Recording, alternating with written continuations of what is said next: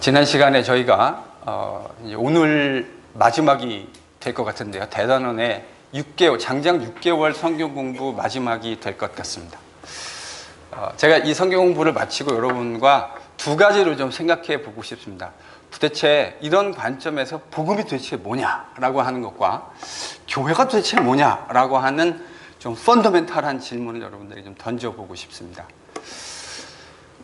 지난 시간에 저희들이 이야기했던 베드로 이야기, 사도행전 15장 또 사도행전 11장에 등장하는 베드로는 분명히 하나님의 사도였음에도 불구하고, 그리고 하나님 나라의 복음 사역을 유대인들 가운데 잘 감당했던 사람임에도 불구하고 아직 하나님 나라의 복음이라고 하는 것에 대한 균형 잡힌 시각을 가지고 있지 않았다, 이렇게 말씀드렸죠. 그 단적인 예로 무슨 얘기를 했냐면, 베드로는 이방인들에게 우리가 흔히 생각하는 것과는 달리 적극적으로 나아갈 수 없었습니다. 심지어는 이방인에게 가서 복음을 전하고 그들에게 선교하고 그들과 교제했다고 하는 일로 인해서 유대 형제들에게 힐난을 들어야 했습니다. 사뭇 우리가 생각했던 모습과는 다른 모습이 아닐 수 없습니다. 많은 분들이, 특별히 제가 그 선교학자들 가운데 지난 시간에도 그 얘기를 좀 드렸는데, 이런 이야기 하시는 걸 제가 들은 적이 있어요. 유대인 공동체는 처음부터 선교에 적극적인 예루살렘 교회는 공동체였다. 제가 볼 때 적어도 그분은 사도행전을 아주 면밀하게 꼼꼼하게 읽으신 것 같지는 않습니다. 왜냐하면 여러분이 지난주에 같이 묵상하셨던 대로, 같이 공부하셨던 대로 유대인 공동체, 특별히 사도들도 이방인들에게 나가서 복음을 전하는 데 있어서 매우 소극적인 자세를 견지하고 있었습니다. 그 이유가 뭐였죠? 유대인의 토라 때문이었어요. 토라가 기본적으로 유대인과 이방인 사이에 엄격한 구별을 강조해 주었던 것 아닙니까? 그렇죠? 옛시대에 하나님이 구약의 백성들에게 주셨던 그 토라는 분명히 하나님의 법이고 하나님 백성이 어떻게 살아야 하는지를 규정해 놓은 하나님의 말씀이었던 것이 틀림없습니다. 그런데 이런 이야기겠죠? 그 토라가 예수님에게까지 유효하기로 하나님이 계획을 세워 놓으셨던 건데, 그것을 많은 사도들도 깨닫고 있지 못했다고 하는 흔적을 우리가 사도행전에서 발견하게 된다고 하는 사실입니다. 근데 제가 여기서 누구는 예외였을 것이라고 말씀드렸습니까? 사도 바울. 사도 바울이 왜 예외였을까? 제가 간략하게 지난주에도 말씀드렸지만 사도 바울은 매우 정교하게 신학적으로 훈련된 신학자였습니다. 그래서 그는 그리스도의 부활을 경험하는 순간 저는 상당히 많은 부분을 바울이 그 부활이라고 하는, 그리스도께서 다시 살아나셨다라고 하는 그 관점을 가지고 재해석하게 되었다. 구약 성경을, 특별히 구약 성경을 재해석하게 되었다. 이런 말씀을 드렸습니다. 그런데 베드로는 제가 볼 때 신실한 주의 사도이고 또 기둥 같은 주의 사도인 것은 틀림없지만 바울과 같이 정교하게 신학적으로 훈련되어진 사도인 것 같지는 않습니다. 그 흔적을 지난주 저희가 같이 살펴보았죠. 그는 고넬료에게 갈 수 없었습니다. 그 이유는 토라, 율법 때문이었어요. 유대인과 이방인 사이에 엄격한 구분을 강조했던 토라에 의하면 유대인들은 이방인들하고 쉽게 그렇게 교제할 수 없었습니다. 그들이 정해놓은 정결법, 그들이 정해놓은 규례법 등등에 근거해서 그렇게 쉽게 교제할 수 없었던 거죠. 그래서 만약에 사도행전 11장에 하나님이 보여주셨던 그 특별한 환상이 아니었다고 한다면 베드로는 고넬료에게 가서 교제하고 선교할 수 있었을까요? 저는 없었을 것이라고 생각합니다. 만약에 그게 가능했다면 성령께서 그와 같은 일들을 베드로에게 허락해 주지 않으셨겠죠. 그것을 통하지 않고서는 베드로가 고넬료에게 갈 수 없다라는 사실을 너무나 잘 아셨던 하나님께서 환상이라고 하는 특별한 방법을 동원하셔서 베드로로 하여금 고넬료에게 갈 수 있도록 조치하시고 배려하신 것입니다. 제가 그래서 그런 관점에서 한 가지 좀 이야기를 드렸잖아요. 신비한 어떤 경험을 하는 것, 저는 얼마든지 있을 수 있다고 지난 시간에 말씀드렸습니다. 그런데 한국교회에 매우 잘못되어진 성령론 가운데 하나가 뭐냐면, 그런 소위 말하는 특별한 경험을 하는 사람들을 특별한 그리스도인으로 취급하는 경향이 있다고 제가 말씀드렸습니다. 저는 이거는 매우 비성경적인 태도라고 생각합니다. 하나님께서 우리에게 허락해 주실 수 있는 수많은 영적인 체험들이 있을 수 있다라고 제가 말씀드렸죠. 그리고 제가 여러분이 생각하시는 것보다 그런 면에 있어서 많이 깊을지도 모른다, 이렇게 말씀을 드렸습니다. 여러분, 겉모습을 가지고 함부로 추측하는 것만큼 어리석은 일이 없죠. 근데 제가 동시에 뭐라고 말씀드렸냐면, 그러한 경험들을, 마치 그런 경험들을 하는 사람과 못하는 사람들을 구분지어서, 하는 사람들은 뭔가 특별한 사람들이고 하지 못하는 사람들은 하나님의 은혜를 덜 받은 것인 양 취급하는 태도는 매우 비성경적이라고 말씀드렸습니다. 여러분, 성령이 오셔서 하는 일은, 제가 요한복음 할 때도 강조드렸지만, 성령의 가장 중요한 사역이 뭐라고 말씀드렸습니까? 예수의 말씀을 기억나게 하는 것입니다. 성령님은, 예수님도 역시 마찬가지였죠. 여러분, 요한복음을 잘 읽어보세요. 예수님은 자의로 말씀하신 적이 없어요. 늘상 예수님은 누구의 생각을 대변하셨습니까? 하나님 아버지의 생각, 그의 말씀을 대변하셨습니다. 성령은 오셔서 자의적으로 말씀하시는 분이신가요? 아닙니다. 성령도 오셔서 철저하게 예수께서 제자들에게 무엇을 말씀하셨는지 그것을 생각나게 하셨다고요. 그러니 철저하게 성령의 사역과 예수님의 사역은 아버지 하나님께서 무엇을 보여주셨느냐, 그분의 뜻이 무엇인가를 보여드리는 데 있었다고요. 이게 요한복음이 얘기하는 성령의 사역과 예수님의 사역의 핵심입니다. 그래서 진짜 중요한 건 예수께서 하나님 나라의 복음을 완성하시고 그 복음이 무엇이냐라고 하는 것을 저희들이 깨닫고 배우게 되는 게 중요한 것이지, 어떤 특별한 체험을 했느냐, 물론 신앙생활을 해가는 과정과 여정에 있어서 그러한 체험들을 하는 것들 저는 충분히 인정합니다. 그리고 저는 실제적으로 저도 그런 신비한 일들을 체험한 일이 있습니다. 그런데 그걸 가지고 신앙의 표준과 기준으로 삼으려고 하는 태도는 매우 위험한 태도입니다. 제가 목회자로 볼 때 참 위험해요. 왜 그렇죠? 왜 위험할까요? 개인의 주관적 경험이 표준이 되어져 버리면 그것을 통제할 수 있는 기준이 상실되어지는 것입니다. 예를 들면 우리 김원혜 권사님이 어떤 특별한 경험을 하셨다고 해버리면, 김 권사님의 기준에 잘못 이해를 해버리면, 그것이 기준이 되어져 버리면 그거를 하지 못하는 사람은 열등한 신앙인 혹은 2등 신앙인, 이 정도로 취급될 수 있는 가능성이 생기고, 자아가 늘 중심이 되려고 하는 인간의 죄된 성향은 이러한 신비한 하나님의 경험마저도 자신을 높이는 도구로 잘못 사용할 수 있는 가능성이 늘 열려 있습니다. 그래서 여러분, 우리 1960년대, 70년대 한국 교회에 아주 소위 말하는 능력 있고 성령의 경험을 했다고 하는 분들이 나중에 가서 다 뭐가 됐는지 여러분 아십니까? 다 이단. 여러분, 박태선 장로님이라는 이름을 들어보신 일이 있으실 거예요. 그분도 아주 신령한, 아주 하나님을 또 신비한 능력들을 경험한, 그래서 심지어는 그분이 베드로도 날이 사도들도 아닌데 그분의 옷깃만 만져도 질병이 낫게 됐다, 이런 일들을 저도 들은 적이 있습니다. 그런데 그분이 지금 뭐가 되셨죠? 이단이 되었다고요.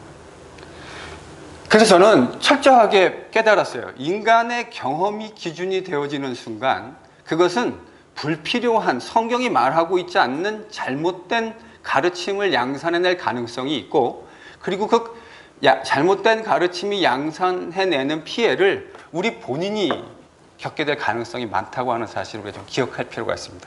그러니까 여러분, 하나님이 여러분에게 특별한 어떤 일을 허락하시면 거부하지 마세요. 근데 제가 목사로서 부탁드리고 싶은 건, 그거를 뭔가 특별한 일을 마치 나만 뭔가 특별한 일을 경험한 것인 양 착각하지도 마십시오. 그것을 경험하든 경험하지 못했든 하나님은 우리를 여전히 사랑하십니다. 그리고 우리를 인도해 가십니다.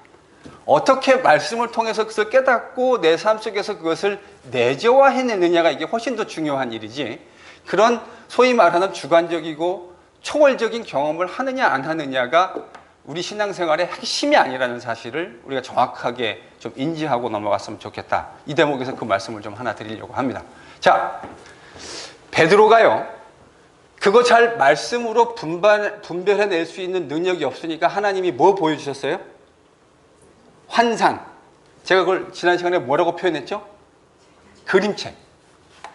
여러분, 레벨이 올라가는 순간 텍스트 안에 그림은 많이 없어지게 되어져 있습니다. 신앙이 성숙해져 갈수록 하나님 말씀 하나만으로도 충분하다는 사실을 깨닫게 되어집니다.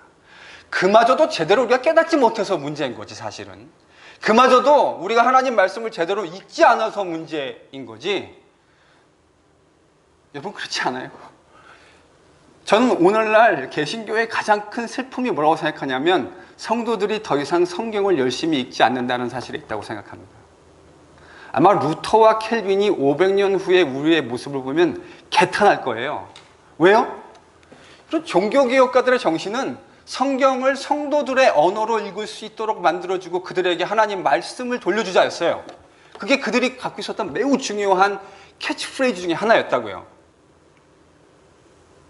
그래서 여러분, 심지어는 우리가 한글어 성경, 집에 영어 성경, 뭐 또 제가 성도님들의 신방 가봤더니 막 불어 성경도 있고 그러시대요. 제가 가서 서재를 이렇게 보거든요. 그러니까 심지어 막 불어 성경도 꽂혀 있더라고요. 읽으시는지 안 읽으시는지 잘 모르겠지만 어쨌든 꽂혀 있더라고요. 저희 집에도 조사해보지 않았지만 헬라어 성경, 히브리어 성경, 영어 성경, 한글어 성경, 불어 성경 다 합쳐놓으면 저희 집에도 종잡아 한 20여 권이 넘는 성경이 있을 겁니다. 여러분, 이 말을 한 김에 성경 좀 열심히 공부하고 열심히 좀 읽으십시다.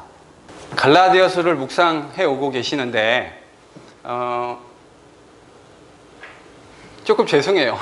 뭐가 죄송하냐면, 제가 지난 시간에 뭐라고 말씀드렸냐면, 성경책 중에 제가 이제 신약을 전공한 목사라 그런지 모르지만, 저는 성경책 중에 가장 성도들에게 오랫동안 줄기차게 오해되었던 성경 중에 하나가 갈라디아서라고 생각합니다.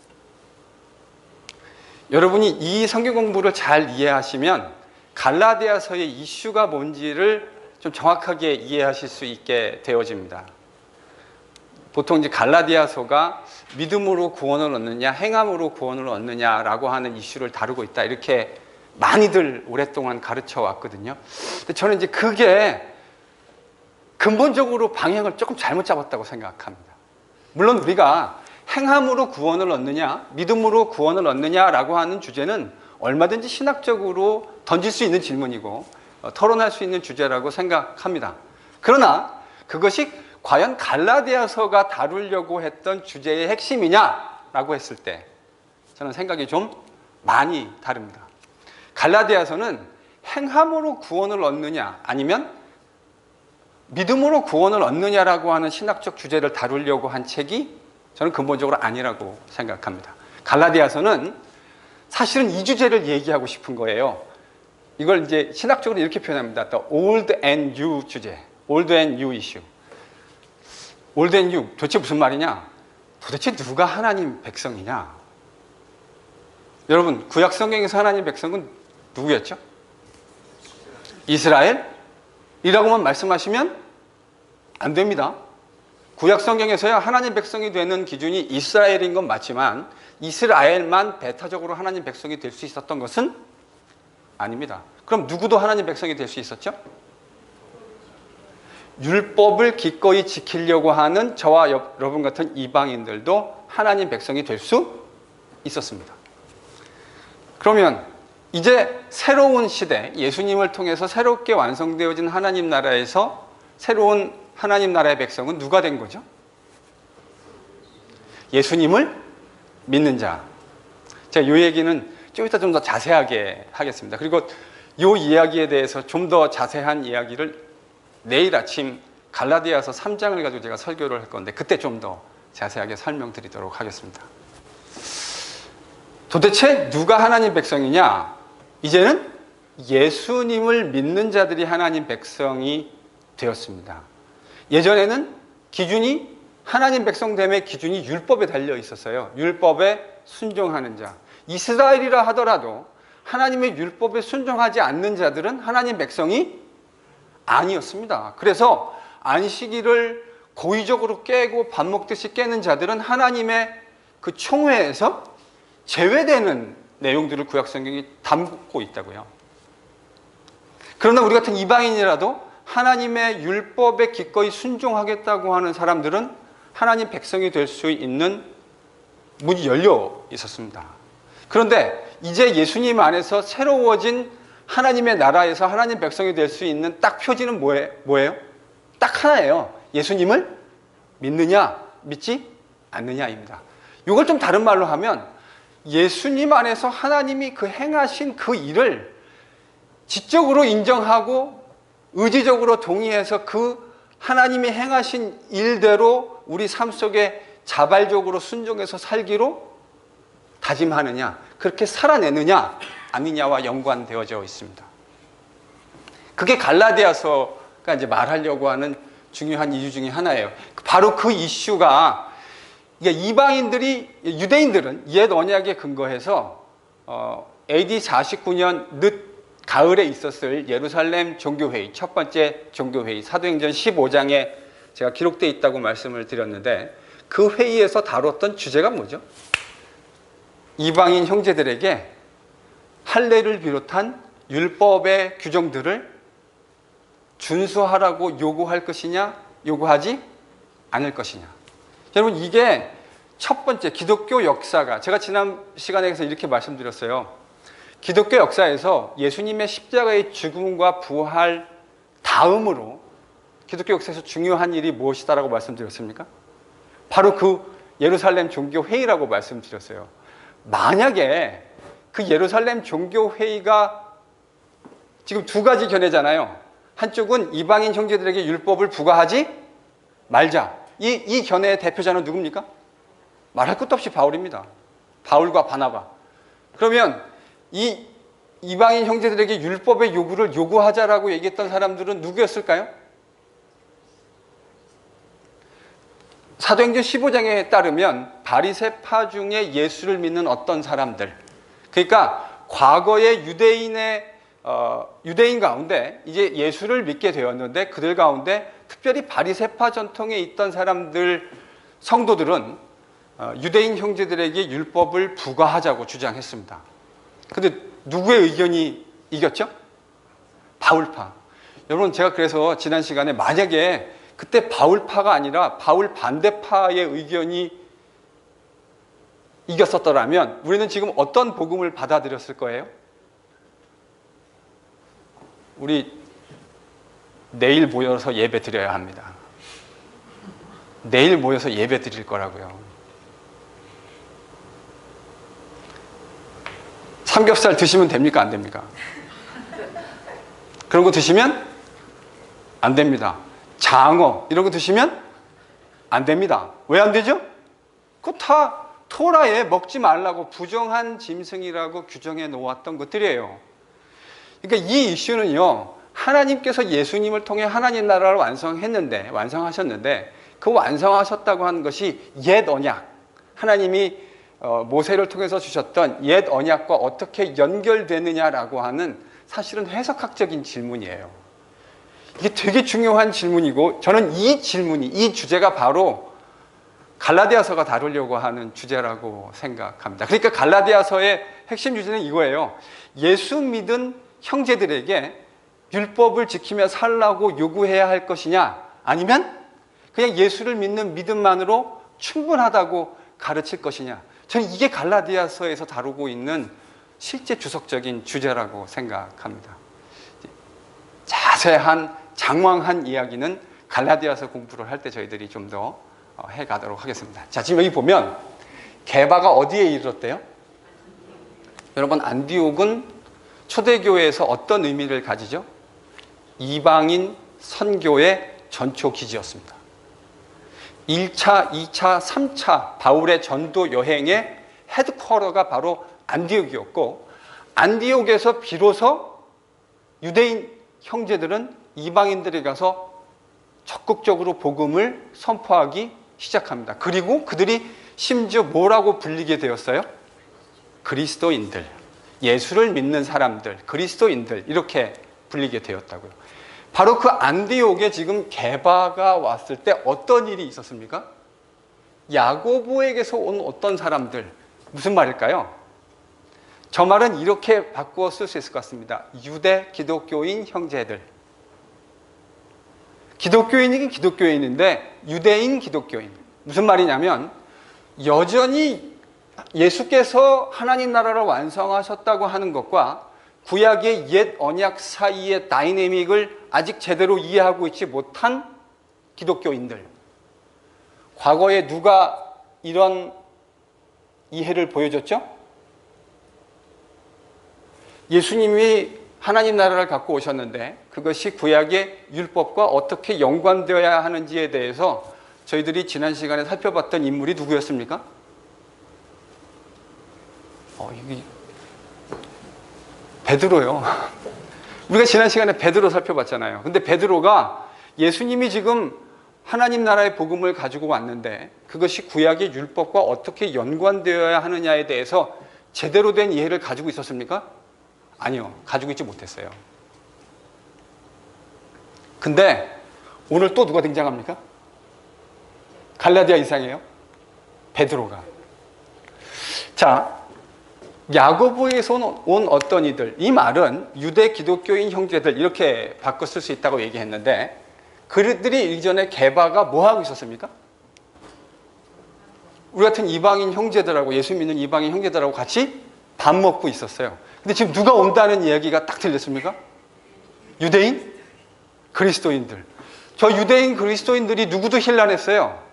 베드로 과거 정확하게 연대를 찝기는 좀 어렵지만 고넬료 사건을 이 사건이 있기 대략 한 10년 정도라고 우리가 한번 추론해 본다면 10년 전에도 이와 유사한 일이 있었던 거 아닙니까?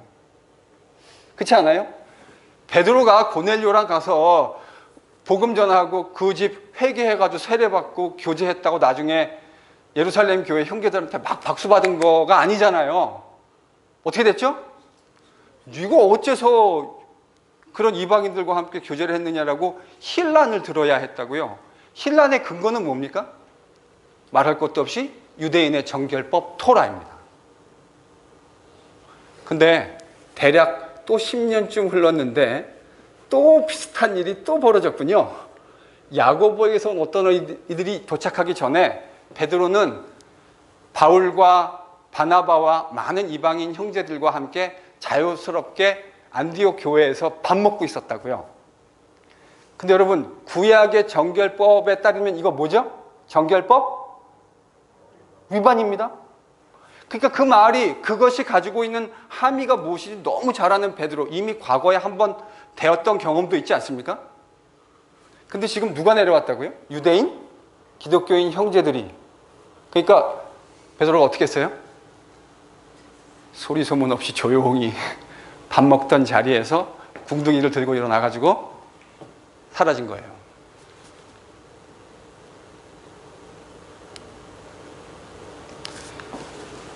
저는 갈라디아서가 믿음으로 구원 얻느냐 행함으로 구원 얻느냐라고 하는 이슈를 다루고 있는 것이 아니라고 하는 것을 보여주는 여러 예가 있지만 그 중에 아주 극명한 예 중에 하나가 바로 이거라고 생각합니다.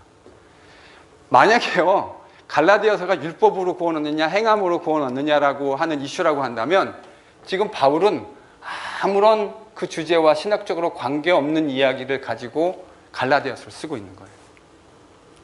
근데요 갈라디아서가 만약에 제가 아까 말씀드린 대로 율법으로 구원 얻느냐 행함으로 구원 얻느냐가 아니라 물론 여전히 그것은 신학적으로 유의미한 질문이긴 하지만 갈라디아서가 다루려고 하는 주제가 그게 아니라고 하면 도대체 뭐가 갈라디아서의 주제냐? 여전히 예수 그리스도의 복음만으로 충분한가? 아니면 그 예수 그리스도를 믿는 믿음의 복음에다가 율법이라고 하는 것을 더 첨가해서 보충해야 하는가? 저는 이게 갈라디아서의 이슈라고 생각해요. 만약에 그렇다고 한다면 게바가 안디옥에서 보여줬던 사건은 바울이 갈라디아에서 말하려고 하는 그 이야기와 정면으로 맞닿아 있는 예가 되는 것입니다. 저는 그런 이유로 갈라디아서가 소위 이른바 믿음으로 구원 얻느냐 행함으로 구원 얻느냐라고 하는 것을 직접적으로 다루는 편지는 아니라고 생각합니다. 물론 그 질문이 틀린 질문은 아니라 그랬습니다. 여러분 저한테 뭐 물어봐 주세요. 믿음으로 구원 얻느냐 행함으로 구원 얻느냐 물어봐 주세요. 그걸 뭐 물어보십니까? 당연히 성경에 믿음으로 구원 얻는다고 되어 있는데 믿음으로 구원 얻는 거예요. 근데 다만 제가 말씀드리려고 하는 건 갈라디아서가 그 이슈를 직접적으로 타겟하고 있지 않다라고 하는 거예요. 이제 그 차이점을 여러분이 좀 이해하셔야 될 것 같습니다. 갈라디아서는 그래서 믿음으로 예수를 믿게 되어진 이방인 형제들에게 율법의 요구를 우리가 부과해야 될 것이냐 아니면 부과하지 말 것이냐 이 주제를 다루고 있는 겁니다. 그런데 자 AD 49년 봄쯤 됐을 것이라고 제가 이제 추정을 했는데 그때 베드로의 모습 어떻습니까? 고넬료 사건 때의 모습하고 뭐 달라진 게 있나요? 없나요? 대답을 해주셔야죠. 있습니까? 없습니까? 그게 어떻게 이해됩니까? 베드로를? 여러분 이 사건이 있고 나서 저는 몇 개월 지나지 않아서 예루살렘에 종교회의가 일어났다고 생각을 하거든요. 거기 가면 베드로의 모습이 좀 바뀌어져 있는 것을 저희들이 15장을 행간을 읽다 보면 발견하게 됩니다. 이거 어떻게 이해해야 됩니까? 갈라디아서의 이 사건을. 물론 이 말은 이 안디옥 사건이 갈라디아서를 쓸 때 바로 일어났다 꼭 이렇게 한정할 필요는 없습니다. 그러나 저는 그게 큰 멀리 있는 사건이 아니라고 생각을 하거든요. 이거 어떻게 이해해야 됩니까? 두 가지 가능성이 있습니다. 첫 번째, 베드로가 여전히 예수님 안에서 완성된 그 하나님 나라의 언약이라고 하는 것이 예수님 안에서 완성됐는데 그것이 어떻게 구약에 있는 율법이라고 하는 것과 연관되어야 하는지 마치 사도행전 11장에서 정확하게 인지하고 있지 못했던 것 그대로 여전히 제대로 이해하고 있지 못했다라고 하는 것으로 볼 가능성이 하나 있습니다. 또 하나의 가능성은 베드로가 이해했어요. 뭘 통해서요? 아니, 그림책 봤잖아요. 하나님이 내가 정결하다고 한 것, 내가 깨끗하다고 한 것을 네가 더럽다고 하지 말아라. 여러분 이 환상을 베드로가 봤잖아요. 그리고 그 이후에 바울과의 교제를 통해서 깨닫게 되어지기는 했는데 여전히 지금 유대 기독교인들이 대다수가 이 부분에 있어서 아직 정확한 이해를 가지고 있지 않았어요. 여러분이 만약에 베드로라면 그 사실을 이해하고 있지 못하는 유대 기독교인 형제들의 시선이 부담스러울 수 있지 않았을까요? 자기는 마음의 정리가 돼 있기는 한데 물론 이렇게 얘기하는 건 바울이 잘했다는 말이 절대로 아닙니다. 저는 이 말이 참 재밌잖아요. 여러분 게바가 지금 누구를 책망했대요? 아니 누가 게바를 책망했죠? 바울이. 여러분 이게 되게 웃긴 이게요 초대교회의 1세기 교회를 한번 상상해 보면 저는 이 말이 되게 이게 적절한 비유인지 잘 모르겠어요. 근데 이제 드는 생각이 이런 거예요. 그냥 우리가 쉽게 이해하기 시작하려면. 여러분, 초대교회에서 가장 주도적인 역할을 했던 사람을 두 사람 꼽으라면 예루살렘 교회에 누구하고 누구를 꼽을 수 있을까요? 베드로와 예수님의 형제 야고보. 예, 그거는 뭐 성경이 그렇게 기록하고 있으니까요. 예루살렘 총회를 주도하고 있는 인물은 베드로가 아니라 사실 야고보로 사도행전에 등장합니다. 그런데 초대교회의 기둥 같은 사도라고 말했을 때 거의 예외 없이 다 누구를 떠올리게 돼 있죠? 베드로요. 그러니까요, 베드로는 초대교회에서 거의 총회장급이라고요. 교단으로 치면 총회장급이라고요. 바울은요?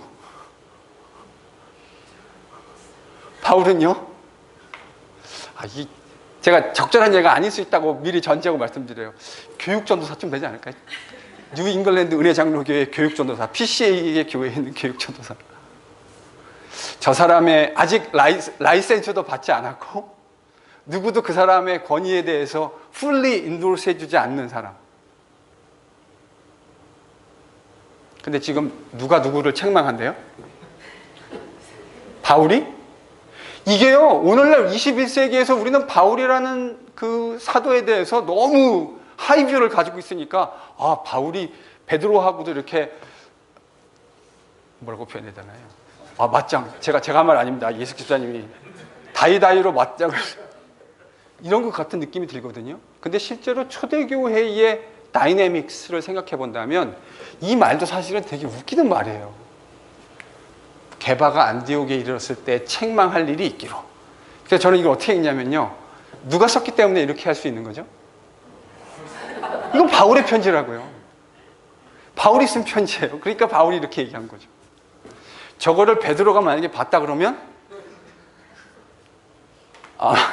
아마 좀 그 생각이 달랐을 수 있어요. 근데 책망이 맞죠. 바울한테는 책망이 전 맞다고 생각해요. 왜 그렇습니까? 베드로가 지금 진리에 맞게, 진리에 적합하게 행하고 있는 것이 아니기 때문이에요. 이제 예수님을 통해서, 예수님의 십자가를 통해서 하나님의 새로운 나라가 이 땅 가운데 임했다고 하는 사실이 보여졌다고요. 그러면 이제는 새로운 하나님의 백성의 규율에 따라 살아야 되는 거 아닙니까? 그렇죠? 여러분, 유통기한 지난 우유를 붙들고 그 우유를 드시려고 하시는 분들이 계십니까? 하나님의 법 토라는 분명히 하나님의 법이에요. 그런데 그 토라는 예수님이 오실 때까지 유효하기로 하나님이 창세전에 계획해 놓으셨던 거라고요. 물론 그 사실은 예수님이 오신 다음에야 깨달을 수 있게 되었던 겁니다. 심지어는 지금 누구도 제대로 못 깨달아요? 베드로도. 저는 이 가능성 가운데 두 번째 가능성이라고 생각합니다. 베드로가 알게는 되었는데 아직 상당수 유대인들이 이 사실을 잘 모르고 있으니까 이미 자기가 과거에 이거 힐람 받은 적도 있고, 그런지 또 이거 했다가는 야고보에서 온 유대 형제들에게 또 힐람 받을 것 같으니까 뒤로 슬그머니 한 발자국 뺀 것으로 저는 이해합니다. 자, 이게 왜 이렇게 어려운 이슈냐면, 구약 성경 여러분 하나님의 말씀입니까? 아닙니까? 왜 대답을 안 하세요? 구약 성경 하나님 말씀입니까? 아닙니까? 말씀이죠. 하나님 말씀 지켜야 합니까? 지키지 말아야 합니까? 지켜야 합니다. 여러분은 구약 성경을 다 지키십니까? 하나님 말씀인데 왜 안 지키시죠? 유대인이 아니기 때문에 안 지켜야 되는 거예요? 아니, 우리가 하나님 믿기로 결단한 순간 하나님 말씀 지키고 그 뜻에 순종하겠다고. 여러분, 우리가 예수님을 믿고 하나님을 믿는다는 건 그런 의미입니다. 하나님 말씀을 너무 흥분하니까 말도 안 나오네. 하나님 말씀을 준엄하게 생각하고 그 말씀을 따라서 내 판단에 옳은 대로, 내 소견에 옳은 대로 사는 것이 아니라 하나님 말씀에, 그 말씀에 옳은 대로 살겠다. 여러분, 이게 기독교인이 된다는 말의 의미 아닙니까? 그렇죠? 근데 왜 안 지키세요?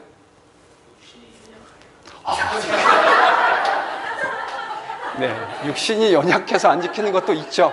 네, 그것도 맞고요. 아니, 근데 적어도 우리가 잘 지키지는 못하지만 적어도 이렇게는 돼야 되는 거 아닙니까? 구약 성경에 있으니까 그 말씀대로 지켜야 된다고 하는 거잖아요.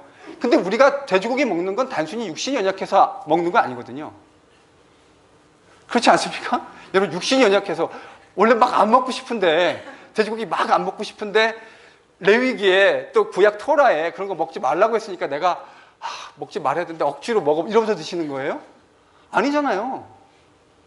이미 여러분이요, theoretically, 이론적으로 정립되었기 때문이 아니라 그냥 그렇게 우리가 기독교 전통에서 지켜왔다고요. 여러분, 지금 사도행전과 11장, 사도행전 15장, 갈라디아서 2장 우리가 지금 던지는 이 프랙틱한 질문을 던지고 있는 거라고요, 사실은요. 이렇게 이론적으로 얘기하면 재미없는데 삼겹살 얘기하고 장어 얘기하고 그럼 재밌어지시잖아요. 왜냐하면 그게 우리의 삶의 피부에 와 닿는 이야기니까요. 갈라디아서 2장, 사도행전 15장, 사도행전 11장은 멀리 있는 이슈를 다룬 것이 아닙니다. 우리의 삶과 직간접적으로 맞닿아 있는 이슈를 다루고 있는 거예요. 근데 베드로가요, 그 사실을 잘 이렇게 매끈하게 이해하고 있지 못했던 것 같은 흔적들이 성경에는 이렇게 도처에 깔려져 있습니다. 그래서 저는 성경이 이래서 좋아요. 성경이요, 있는 그대로 다 보여줘요. 여러분 막 바울 막 좋아하시는 분들 많으시죠? 저는 개인적으로 바울이 성격이 별로 안 좋은 사람이라고 생각해요. 개인적으로요. 성격이 그렇게 막 성숙한 스타일은 아니신 것 같아요. 특히 예루살렘 공의회 사건을 전후로 해서 그가 보여주는 모습을 보면 그분은 아주 성숙한 분은 아니에요. 제가 이렇게 얘기하는 근거가 있어요. 뭘 가지고 얘기하느냐? 여러분, 바울에게 있어서 바나바라라고 하는 사람은 정말 은인과 같은 사람입니다. 저는 바나바가 없는 바울을 상상하기가 어렵다고 생각합니다. 하나님이 바울의 인생에 정말 모든 사람이 바울에 대해서 의심의 눈초리를 던지고 있을 때에 바나바라는 사람이 탁 나타나서 바울을 딱 픽업합니다. 여러분, 바나바라는 사람이 초대교회의 어떤 사람이었죠? 그의 이름이 권위자입니다. 그러니까 말에 무게가 있는 사람이에요. 그 사람이 하는 말은 레코멘데이션으로 충분한 무게감을 가지고 있는 사람이었어요. 근데 당시 바울은 그렇지 못했다고요. 여러분, 만약에 우리가 기독교인이라고 한다면 바울이 회심했다고 했을 때 할렐루야, 역시 하나님은 이런 대적자들도 바꾸셔, 이렇게 생각할까요? 우리가 만약에 기독교인이라고 생각한다면 우리 어떻게 생각할 수 있는 가능성이 더 많죠? 야, 이제 이 바울 작자가 별 꼼수를 다 쓰는구나. 예수 믿는다고 거짓부렁 쳐가지고 우리 와서 예수 믿는 사람들 잡아가려고, 저는 그렇게 생각했을 것 같아요. 근데 그때 누가 딱 등장했다고요? 바나바가요. 근데요, 그래서 그뿐만이 아니에요. 사실은 안디옥 교회의 바울과 바나바가 공동 선교사로 최초로 이제 기독교에서 파송을 받게 되어지는데, 그때도 사실은 누가 주도적인 역할을 하냐면 안디옥 교회에 바울을 천거한 사람도 바나바예요. 여러분, 그러니 바나바라는 사람이 바울의 인생에서 얼마나 중요한 역할을 한 사람입니까? 여러분, 그러니까 이제 제가 옛날에 모 프로그램에서 그런 얘기를 한 적도 있는데, 제가 아니라 어떤 다른 분이, 요즘으로 치면 바나바가 담임 목사고 바울은 그 교회 부목사인 거예요. 그렇게 해서 교회 데리고 온 거라고요, 안디옥 교회. 그러면 이 부목사 바울은 누구 말을 잘 듣고 좀 순종해 줘야 될까요? 바나바 말을 잘 듣고 좀 순종해 줘야죠. 그게 잘못된 것이 아니라면. 근데 사건은 이렇게 터지죠. 바나바가 1차 전도여행을 할 때 바나바의 생질, 바나바의 조카 요한마가를 데려갔는데 이 작자가 중간에 사라집니다. 전도여행 갔다가. 그래서 누가 지금 뿔이 이렇게 됐죠? 바울이. 넌 다시는 내가 안 데려간다. 이렇게 이제 마음속에 생각을 했겠죠? 근데 예루살렘 종교회의 끝나고 나서 바나바랑 바울이 2차 전도여행, 자, 이방인들에게 율법 전하지 않는다라고 하는 공의회의 결정이 내려지고 난 후에 이제 이방인들에게 본격적으로 복음을 전하려고 2차 전도 여행을 계획하는데, 원래는 바나바와 바울이 같이 가기로 했었다고요. 근데 사건이 이렇게 터졌죠. 바나바가 뭐라고 얘기했습니까? 야, 마가도 데리고 가자. 이런 말 아닙니까? 야, 너도 바나바가 그렇게 말은 하지 않았겠지만, 너도 세컨체에서 져가지고 복음 전하는 복음의 일꾼 된 건데, 요한 마가도 가다가 잘못한 건 맞지만 그래도 다시 세컨체스 주고 데려가자, 이렇게 얘기했대요. 그럼 여러분 뭐라 그래야 돼요? 바울이 담임 목사님 그렇게 얘기하면 바울이 뭐라 그래야 돼요? 예, 그러면 데려가는 것으로 하겠습니다. 요래야 요게 좀 그 모양새가 맞아떨어지는 거 아니에요? 근데 바울이 뭐라 그러죠? 요한마가 데려갈 거면 난 당신하고 안 가. 이게 바울이에요. 저는 성경에 있는 행간을 잘 읽어보면요, 바울이 막 그렇게 성격이 이렇게 덕이 있고 이렇게 이런 거 아닌 것 같아요. 좀 뭐라죠? 뾰족뾰족하고 까칠하고 그런 느낌이에요. 물론 나중에 보면 그 요한 마가 사건에 대해서도 용서하는 원숙한 태도를 보여주기는 합니다. 이게 뭐의 능력이죠? 복음의 능력. 바울이 하나님의 복음 안에서 나중에 더 넉넉해진 거죠. 그 50년, AD 49년 늦가을 50년 초봄의 그런 까칠한 모습이 아니라 훨씬 더 이제 순교할 때가 다가오면서 그동안 주님과의 교제를 통해서 훨씬 더 부드러워지고 넉넉해진 거죠. 사도행전 15장에 등장하는 이 예루살렘 종교회의는 매우 중요한 신학적이고 해석학적인 의미를 갖습니다. 지금 저희가 이번 6개월 동안 얘기해 왔던 결국 이스라엘의 그 언약 이야기라고 하는 것이 그거의 클라이맥스가 예수님인데, 그 예수님의 복음이 옛 언약 이야기와 어떻게 연결되어야 하느냐라고 하는 그 주제를 교회가 최초로 다룬 것이 바로 무슨 회의예요? 예루살렘 종교회의입니다. 그래서 거기서요, 정말 열띤 토론이 오갔을 거라고요. 여러분, 노회에 가면 정말 열띤 토론이 오갈 때가 있어요. 제가 PCA KEP에 있을 때 아침 10시부터 12시까지 회의를 하고, 그리고 정회를 하고, 그 다음날 아침 9시에 모여서 또 밤 12시까지 마라톤 회의를 한 적이 있어요. 노회를. 양쪽의 의견이 정말 한치의 양보도 없이 팽팽했기 때문이에요.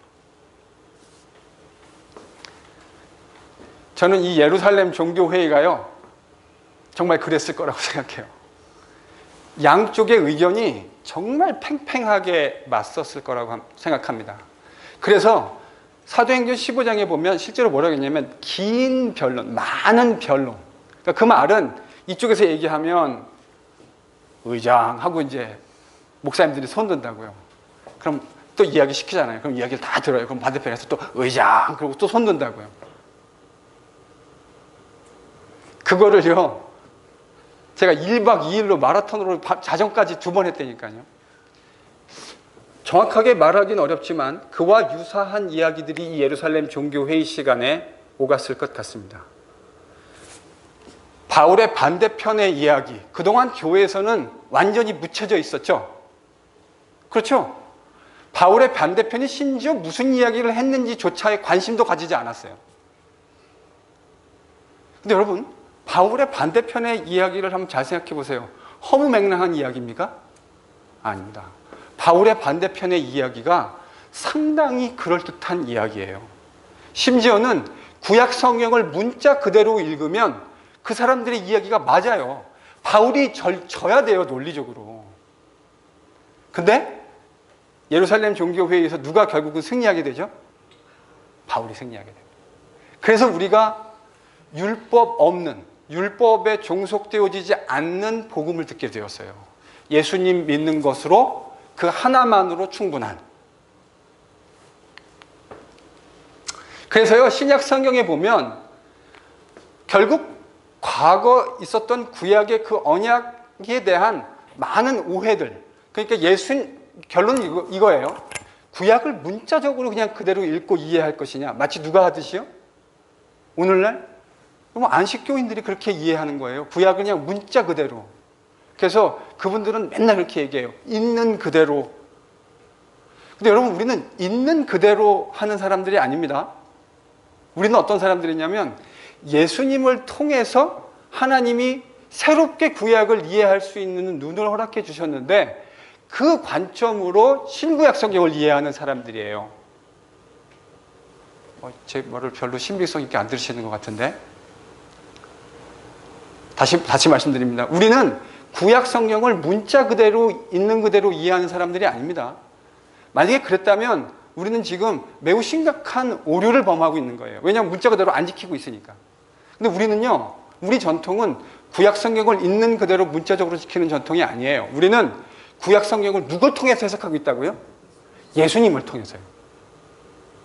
증거를 하나 보여드려야 될 것 같아요. 자, 성경책 하나 펴보세요. 누가복음 24장. 지금 김유사님이 읽어주신 44절에 보면 구약 성경을 세분화하는 그 어법이 거기 담겨져 있죠. 뭐라고 되어 있습니까? 모세의 글. 또요? 선지자. 시편. 요게 유대인들이 구약 성경을 3분하는 방식이에요. 모세의 율법, 선지자, 시편. 그게 누구에 대해서 기록해주고 있대요? 네? 어디에요? 구약 성경 어디에 예수님에 대해서 그렇게 이야기하고 있습니까?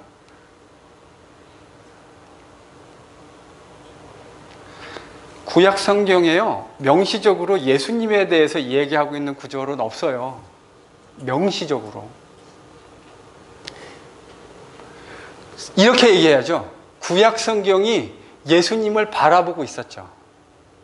여러분, 이 말을 잘 이해하셔야 됩니다. 구약 성경은 예수님을 바라보고 있었고, 실제로 그 예수님을 통해서 성취되어지도록 하나님이 의도하셨던 거예요.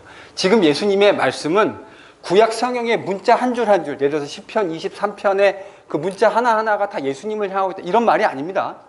구약 성경이 궁극적으로 바라보고 있었던 대상이 누구냐?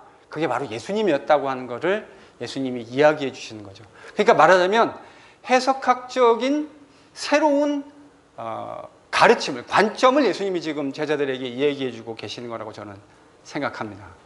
그래서 구약 성경이 궁극적으로 바라봤던 그 대상, 그리고 실제로 예수님 안에서 하나님의 나라가 이 땅 가운데 임한 건데, 예수님은 지금 그 사실을 제자들에게 설명해 주고 계신 거예요. 모세 오경, 율법, 선지자, 시편, 다 누구에 대해서 얘기하고 있대요? 예수님에 대해서. 그 말을 문자적으로 구약 성경에 있는 모든 하나 한 구절 한 구절이 다 예수님을 얘기해. 이렇게 오해하면 곤란하다고요. 구약 성경이 하나님의 계획과 그분의 뜻 안에서 예수님 안에서 성취되어지도록 의도되었다. 지금 예수님이 그 이야기를 해주고 계시다고 생각합니다. 자,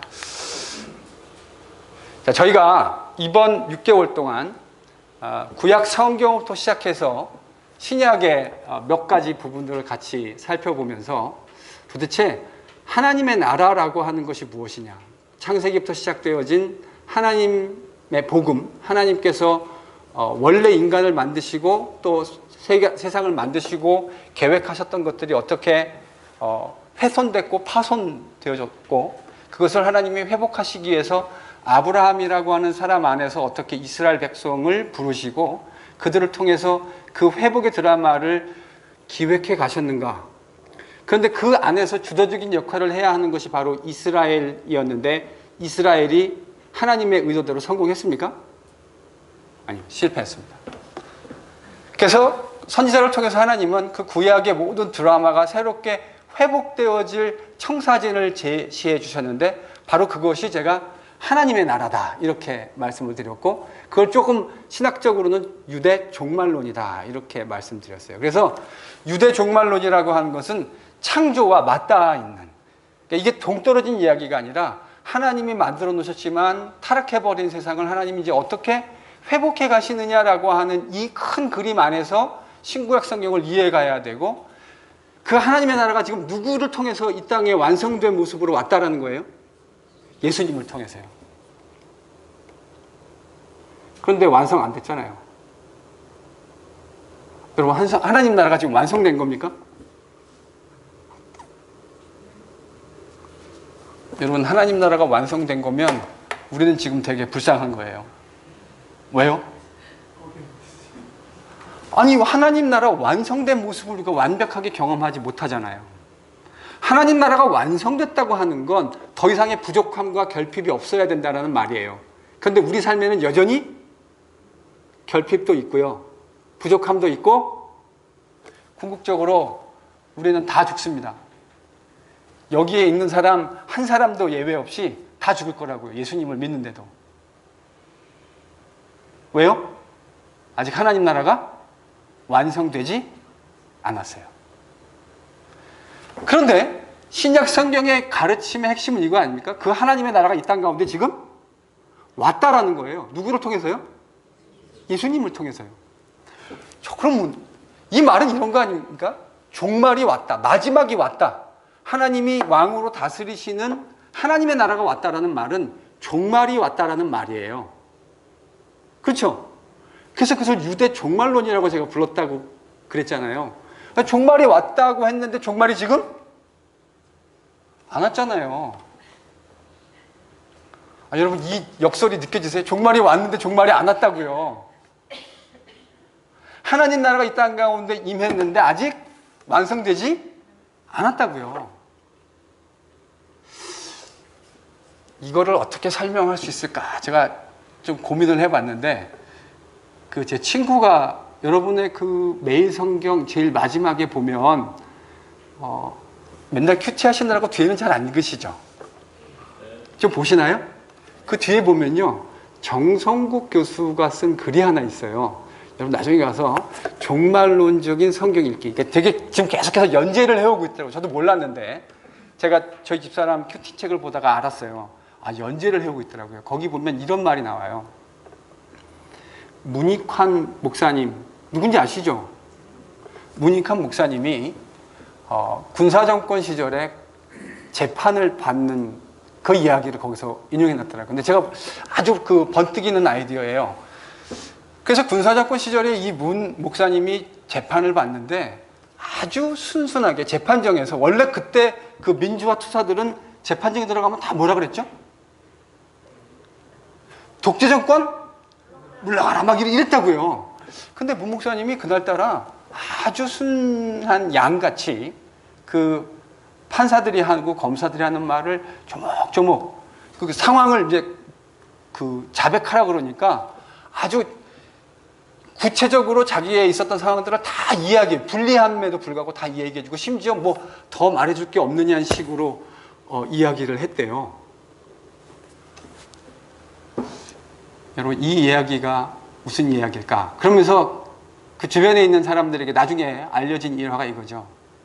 여러분 그 시절에 민주주의가 왔습니까? 대한민국에? 오지 않았습니다. 민주주의라고 하는 문민정권은 그로부터 약 10여 년이 흐른 시점에 대한민국 역사의 80년대 말에 90년대 초반이군요. 문민정부가 처음 들어서는 건. 그런데요. 그때 문익환 목사님의 마음에는 뭐가 이미 와 있었죠? 민주주의가요. 지금 군사 독재 정권이 대한민국의 서슬퍼럭에 서 있을 때였는데 문 목사님의 마음속에는 이미 뭐가 와 있었어요? 민주주의의 따뜻한 봄이 이미 와 있었어요. 저는 이게 우리 가운데 임한 하나님의 나라를 설명하는 역설의 하나의 좋은 본보기가 되지 않을까 생각합니다. 정성국 교수가 제가 플레이저리즘 한 거 아닙니다. 그 뒤에 보면 정성국 교수의 글을 제가 지금 인용한 겁니다. 나중에 한번 잘 읽어보십시오. 하나님 나라의 역설이 이런 거죠. 아직 이 땅 가운데 임하지 않았는데 누구를 통해서 우리 마음 가운데 임해 있어요?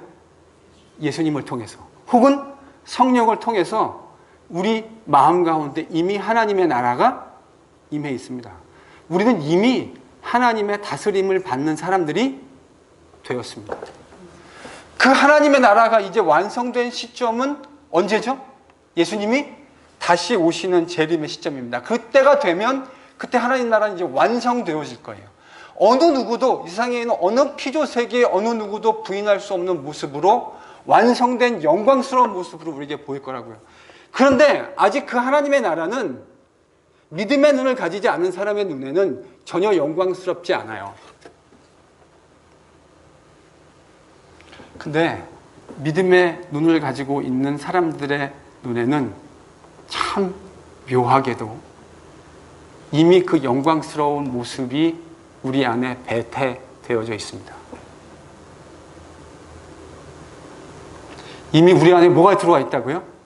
예수님을 통해 하나님의 나라, 다른 말로 하면 하나님의 다스리심, 하나님의 통치하심이 우리 안에 들어와 있다고요. 자, 그러니 복음을 이야기할 때 우리가 제일 많이 들었던 원색적인 복음이 뭐죠?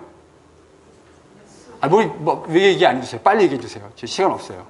예수 천당, 불신지요.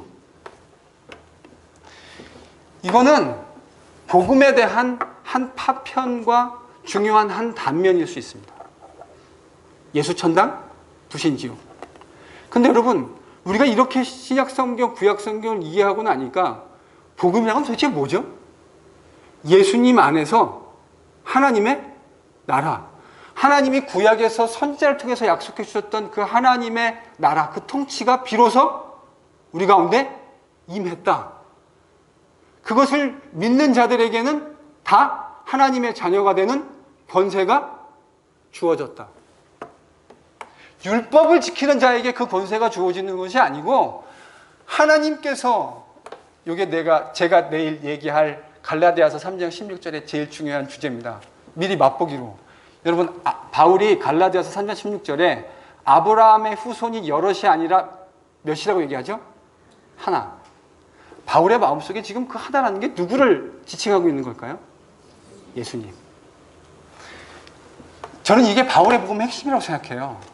바울이 봤더니 예수님의 부활을 통해서 자기가 목격한 게 뭐냐면, 하나님께서 아브라함에게 주셔서 너의 후손을 통해 내가 세상 모든 사람들이 복을 받게 하겠다고 하셨던 그 약속의 말씀이 원래는 이스라엘의 민족을 통해서 이루어질 것이라고 바울은 그 전에 사고하고 생각했을 텐데, 예수님의 부활을 통해서 누구를 통해서 이루어졌다고 깨닫게 된 거예요?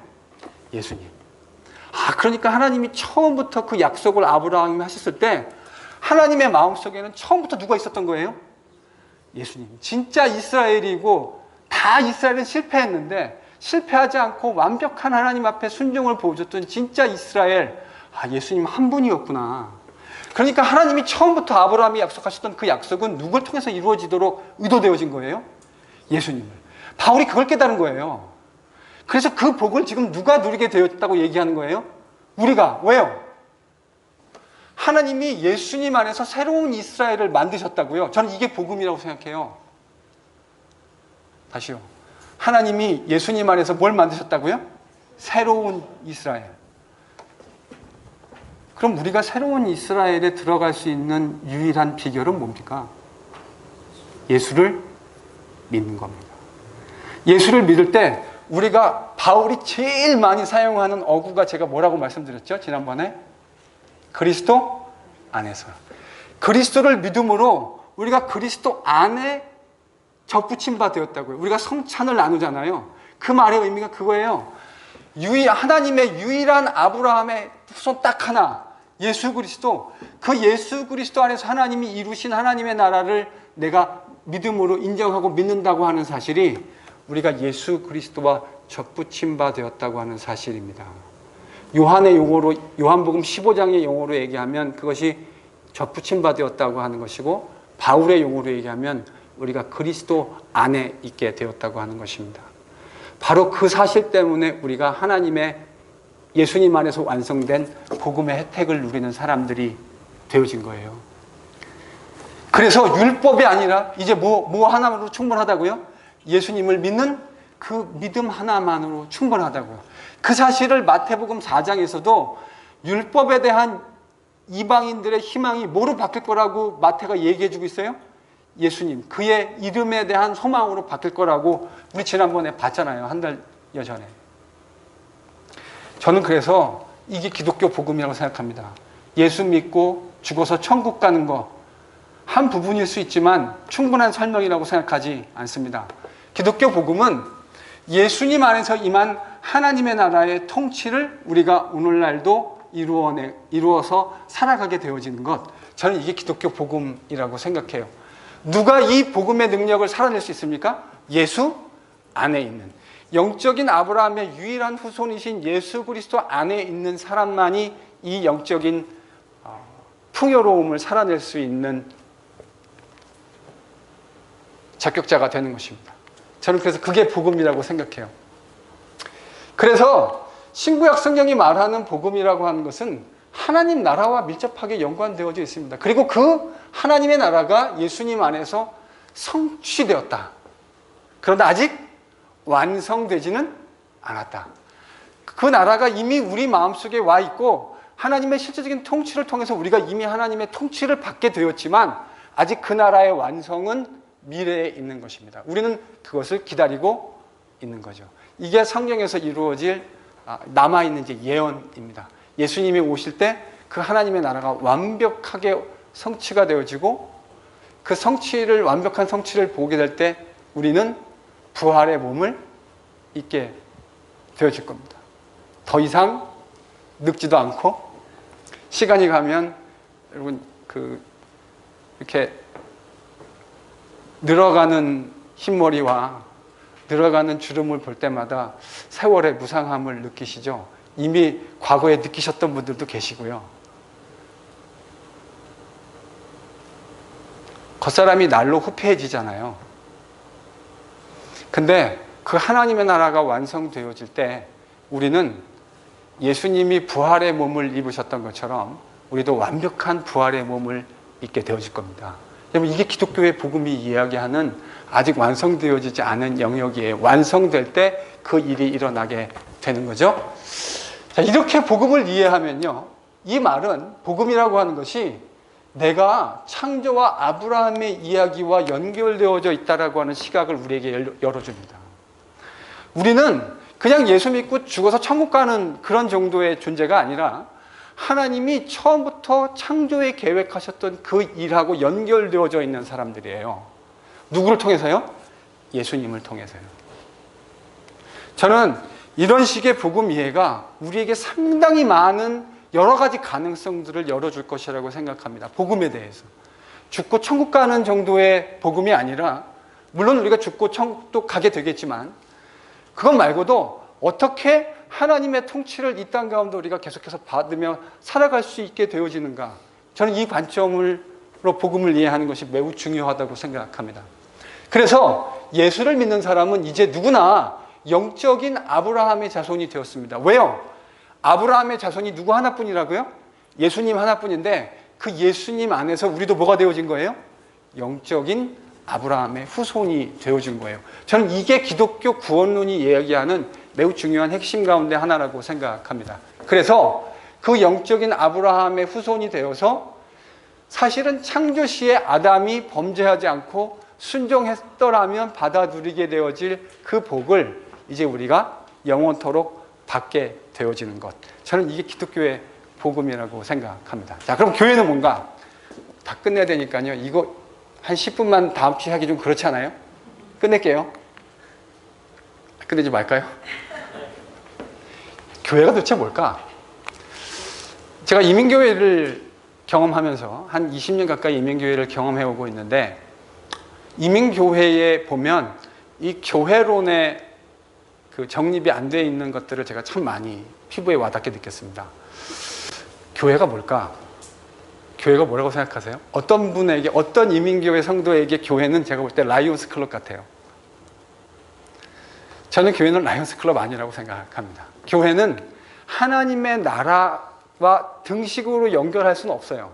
그러니까 교회 이꼴 하나님의 나라 이렇게 말할 수는 없어요. 근데 하나 분명한 사실은 교회는 하나님의 나라가 이 땅 가운데 예수님을 통해서 오왔기 때문에, 성취되어졌기 때문에 존재하게 되어진 집단이에요.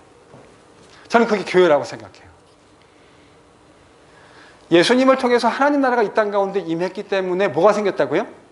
이 땅엔 교회라고 하는 것이 생겼어요. 그래서 교회라고 하는 건 하나님 나라의 종말론적인 통치, 즉 하나님이 이 땅을 다스리시는 그 통치를 받아들인 성도들, 아까 구원론하고 좀 연결시켜서 얘기해보면 예수님이 이 교회에 뭐가 되시는 거죠? 머리, 바울의 표현대로 하면, 에베소서 바울의 표현대로 하면 이 교회의 머리는 예수 그리스도, 우리는 그의 몸된 교회. 바울은 그리스도 안에 있다라고 하는 그림 언어로 또 이렇게 설명했어요. 예수께서 머리이시고 우리는 그의 몸된 교회다. 즉 하나님의 나라가 이 땅 가운데 임했기 때문에 이 땅에 생긴 게 뭐예요? 교회예요. 그래서 그 교회는 궁극적으로 머리이신 예수님의 통치, 하나님께서 예수님과 또 성령을 통해서 다스리시는 그 다스림을 받는 그 모임이 바로 교회입니다. 그래서 교회가 해야 할 가장 중요한 일은 뭐냐면 그 주인이신 예수께서 다시 돌아오실 때까지 성도들이 함께 모여서 하나님의 온전하신 다스리심을 매일의 삶 속에서 받을 수 있도록 그분의 말씀을 기억하고 그 말씀을 교육시키고 그리고 그 교육받은 대로 하나님의 말씀을 같이 성도들의 삶 속에서 온전히 서로 나누어내고 언제까지요? 그 주인이신 예수님이 다시 돌아오실 때까지예요. 왜냐하면 그분이 내가 다시 돌아오마라고 말씀하시고 떠나셨기 때문에 다시 돌아오실 때까지 뭘 하는 거예요? 그 하나님의 통치를 어떻게 우리가 받을 수 있는지를 같이 모여서 예배하고 그 하나님, 예수님을 통해서 주신 하나님의 말씀을 같이 묵상하고 공부하고 같이 기도하면서 그리고 성도의 진정한 의미의 교제를 나누며 그 일이 이루어질 때까지 머리 대신 주님이 돌아오실 때까지 그 하나님의 온전하신 통치를 받기 위해서 하나가 되어지는 이 모임, 이게 뭐라고요? 그게 교회라고요. 그러니까 앞으로 우리가 해야 할 교회 공동체의 모습은 지금까지 저희들이 6개월 동안 쭉 설명해 와서 하나님 나라의 복음이란 게 이런 거구나. 하나님 나라의 복음이란 건 결국 예수님을 통해서 이 땅 가운데 임한 하나님의 다스리심을 우리가 어떻게 교회 공동체로 그리스도의 몸된 교회로 그 다스리심을 매일의 삶 속에서 경험할 수 있도록 할 것인가. 이게 우리의 고민이어야 한다고요. 저는 늘 이 고민을 해요. 우리가 어떻게 해야 이 하나님의 통치를 우리 NGPC가 하나의 공동체로 로컬 교회로서 이 하나님의 다스리심을 받을 수 있을 것인가. 우리가 이 하트푸드 지역에 있는 여러 교회 가운데 하나의 공동체로서 어떻게 함께 그들과 예수님의 통치를 경험할 수 있게 될 것인가. 여러분, 하나님은 웨스트 하트포드 밴더빌트 139 밴더빌트에만 거하시는 거주지 신령이 아니시라고요. 하나님은 우리가 하나님을 하나님답게 대우해드려야 돼요. 하나님은 천지의 창조주시라고요. 우리 NGPC 공동체의 주인이실 뿐만 아니라 우리가 떠나왔던 FKPC의 주인이시기도 하시고요. 이 세상에 주님의 이름으로 모이는 수많은 교회의 주인이시다고요. 그래서 우리가 어떻게 우리 로컬 교회로서 하나님의 통치를 잘 받을까도 열심히 고민해야 합니다. 그렇게 하나님의 통치를 어떻게 예수님 안에서 받을 수 있을 것인가를 하기 위해서, 고민하기 위해서 예배도 드려야 하고, 그것을 위해서 같이 하나님 말씀도 공부하고, 그것을 통해서 어떻게 우리가 하나님의 통치를 누릴 수 있을 것인가를 이야기하기 위해서 소그룹 모여서 같이 하나님의 통치를 받는 것에서 고민하고 기도해야 하고요. 개교회에서도 그렇게 해야 되고, 어떻게 지역 안에서 하나님의 통치를 이뤄낼 수 있는가를 위해서 같이 고민해야 한다고요. 근데요, 이런 복음적인 시각이 열리지 않으면 다 개교회주의에 빠져가지고 우리 교회 열심히 하는 거 좋죠. 우리 교회, 저도 당연히 우리 교회 열심히 해야 된다고 생각해요. 근데 우리의 시각과 생각이 거기에만 한정되어 있으면요, 저는 이건 하나님의 복음에 매우 누가되는 행동이라고 생각해요. 우리가 알게 모르게 하나님을 이 웨스트 하포드 139 밴더빌트 애비뉴에만 계시는 산신령 취급해드리는 게 되는 거라고요. 우리가 의도하지는 않았지만. 여러분, 그래서 앞으로 저희 개관에서 이야기했던 대로 저희는 하나님 나라의 복음을 어떻게 교회 공동체로 함께 잘 누리며 예배하며 교육하며 그 말씀을 나누며 교제하며 살아갈 수 있을 것인가를 이러한 이론적인 맥락에 근거해서 같이 고민해 가게 될 거라고요. 이해하시겠죠? 복음이 뭔지, 교회가 뭔지요? 그래서요, 다음 시간부터는 이제 뭐를 같이 여러분하고 얘기할 거냐면 하나님 나라에 대해서 좀 이야기를 해볼까 해요. 이게 이제 큰 대관이라고 한다면 이제 조금 더 안으로 깊숙이 들어가서 좀 더 세부적인 그림을 같이 한번 좀 보고 싶어요. 그게 뭐냐면 하나님 나라예요. 하나님 나라는 무슨 말로 바꿨을 수 있다고 그랬습니까? 하나님의 다스리심, 하나님의 통치.